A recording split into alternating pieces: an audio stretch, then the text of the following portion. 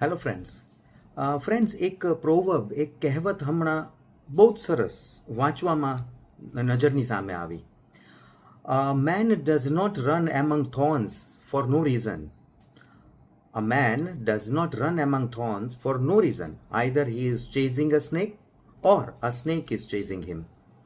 એટલે કે જ્યારે કોઈ વ્યક્તિ દેખીતી રીતે આપણને એવું લાગે કે એ કોઈ પેઇનફુલ કે રેકલેસ પગલું ભરી રહી છે, એટલે કે જ્યારે આપણને એવું મહેસૂસ થાય કે તે અવિચાર્યું પગલું ભરી રહી છે, ત્યારે થોડું વધુ ધ્યાન આપીને અને વધુ ઝીણવટભર્યું જોવાની હંમેશા કોશિશ કરવી. કારણ કે આવા કોઈ પણ પ્રકારના સ્ટેપ પગલાંની પાછળ કાં તો એ વ્યક્તિનો કોઈ ભય રહેલો હોય છે, અથવા તો તે વ્યક્તિના જીવન માટેનો એક બહુ મહત્વનો પર્પસ ઉદ્દેશ્ય રહેલો હોય છે.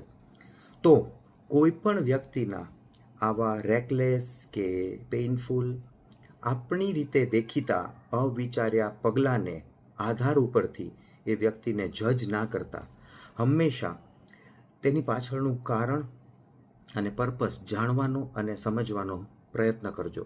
જો મિત્રો કદાચ આપણે આ કરી લઈશું ને ફ્રેન્ડ્સ, તો બિલીવ મી, સંબંધોમાં અને સમાજમાં ઊભી થઈ રહેલી તિરાડોને આપણે રોકી શકીશું.